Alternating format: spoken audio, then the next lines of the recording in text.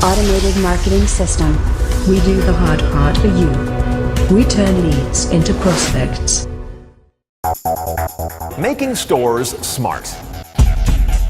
Bluetooth beacon technology has been getting a lot of buzz lately, but the area that is at the center of the heat map is their usage in retail stores.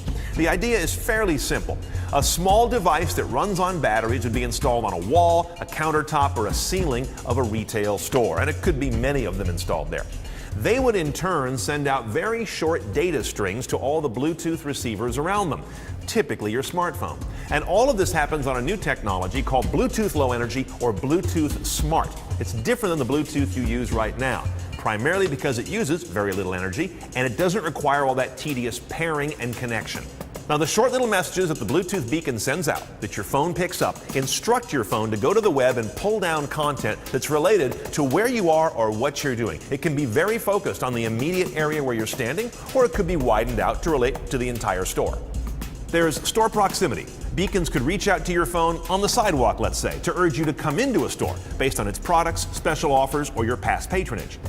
Then there's the check-in stage. A beacon just inside the door could trigger a reward for you coming into the store, tailored based on your customer history, and it could also tee up a pre-approved digital payment method for whatever you may buy.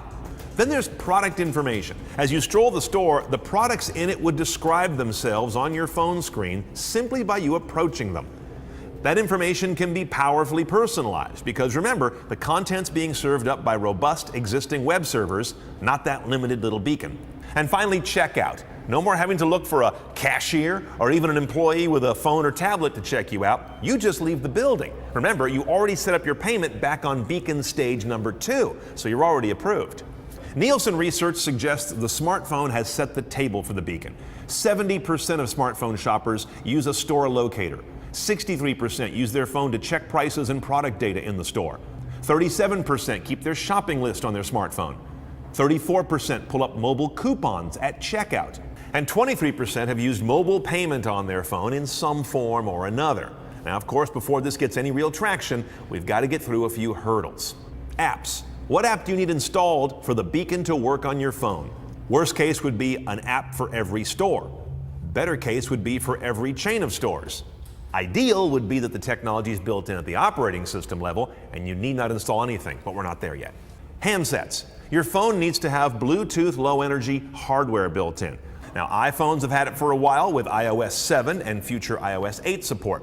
Android, Windows Phone, and BlackBerry have been supporting it at the operating system for a while, but it's going to be a while before it's ubiquitous on Android handsets. Not until 2018 will we get to maybe 90%.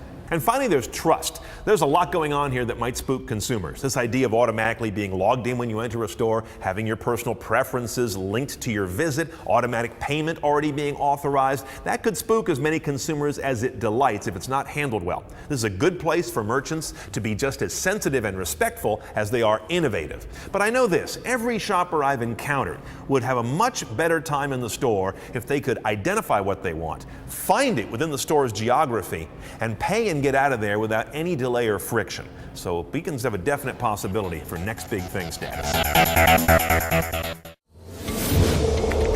Automated marketing system. We do the hard part for you. We turn leads into prospects.